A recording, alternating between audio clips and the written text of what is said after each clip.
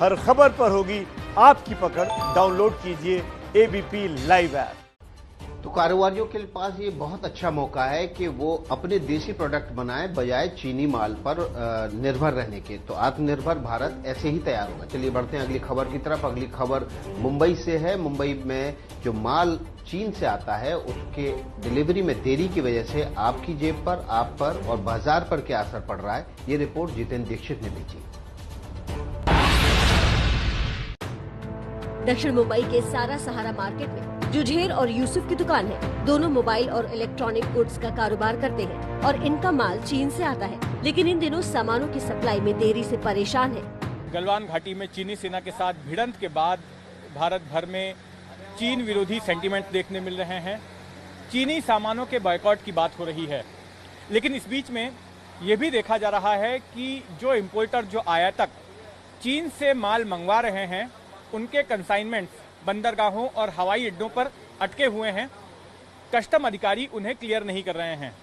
हालांकि आधिकारिक तौर पर भारत ने ऐसी कोई नीति फिलहाल नहीं बनाई है कि चीनी सामान का आयात रोकना है। जुझेर कहते हैं कि लॉकडाउन से पहले ही ऑर्डर दिया था, कंसाइनमेंट आ चुका है, लेकिन अब तक माल अटका पड़ा है। एजेंट लोग बोल रहे हैं कि अभी कैरिंग का भाव बढ़ गया है और माल गवर्नमेंट ने रोक मार दी है, इसके लिए छूटेगा नहीं। अब इसके लिए रोक हो गई है तो माल आने की दिक्कत हो गई है और माल आ नहीं रहा है। आदमी को पगार देना है, भाड़ा देना है, तो इसके लिए बहुत तकलीफ हो गई। चीनी प्रोडक्ट्स किस कदर कारोबारियों की मजबूरी है, ये भी इनसे सुनिए। ये बताइए कि अब एक तरह से लोगों में ये भावना भी देखी जा रही है और जगह जगह पर हम देख रहे हैं कि मांग की जा रही है कि चीनी सामान का बॉयकॉट होना चाहिए। तो ऐसी स्थिति में आप क्या भविष्य देखते हैं अपने इस कारोबार का? अरे मैं तो चाहता हूँ कि मैं जो चीज़ बेचूँ यहाँ मिल जावे, तो मेरे को ये मगजमारी बंद कर दूँ कि चाइना से मंगाऊँ नहीं। लेकिन यहाँ वो चीज़ मिलती नहीं है ना जो हम जो बेचते हैं, वो क्वालिटी और वो चीज़ यहाँ बनती नहीं है। हम चाहे अगर यहाँ बनना चालू हो जाए तो हम तो पहले मेक इन इंडिया पे ट्राई करें। गलवान घाटी में हिंसक झड़प के बाद देश में चीनी सामानों के बहिष्कार की मांग हो रही है। हालांकि सरकार ने ऐसा कोई फैसला नहीं लिया है। चीन के कस्टम ब्रोकर्स के संगठन ने बाकायदा अपने सदस्यों को खत लिखकर ये इत्तला किया है कि कस्टम अधिकारियों को हवाई अड्डे पर और बंदरगाह पर मौजूद कस्टम अधिकारियों को एक तरह से एक अंदरूनी निर्देश दिया गया है कि चाइना से ओरिजिनेट होने वाले कंसाइनमेंट को होल्ड किया जाए, उनकी ज़्यादा जांच की जाए और इस वजह से जिन जिन लोगों का माल चीन से आना है उस माल को हासिल करने में देरी हो सकती है। हालांकि इस खत में ये भी जानकारी दी गई है कि अब तक आधिकारिक सूचना इस बारे में उन्हें नहीं दी गई।